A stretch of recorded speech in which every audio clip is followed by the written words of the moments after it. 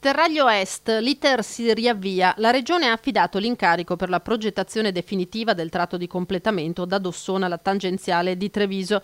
Di fatto la metà dei 6 km e 400 metri complessivi. L'elaborato, affidato ai tecnici di Veneto Strade con l'apporto di 3 professionisti, dovrebbe essere pronto per marzo. Quindi ad aprile è prevista la convocazione della conferenza dei servizi per l'approvazione. In virtù dell'accordo sul tracciato che ovviamente interesserà i comuni di Casieri e di Treviso, si va nella direzione di progettare, ovviamente con questo incarico che si dà oggi, di progettare ovviamente il Terraglio Est, che è un'opera straordinaria, passerà da questo importo che noi conoscevamo di 25 milioni di euro a una ventina di milioni di euro, entriamo nella fase di progettazione dando una risposta a tutto il territorio, sia agli insediamenti urbani che sono collassati dal traffico e non ultimo a tutti quelli che sono gli insediamenti industriali.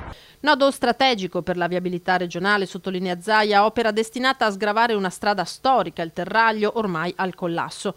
Finalmente, aggiunge, possiamo dire che rispetto a questa infrastruttura si comincia a vedere la luce in fondo al tunnel. Ricordo che il Terraglio Est poi si inserisce in un contesto di viabilità molto più importante, che è quella del passante di Mestre, del nodo autostradale di Mestre e poi non ultimo anche di quello che è la realizzanda pedemontana che dovremo concludere alla volta del 31 dicembre 2020.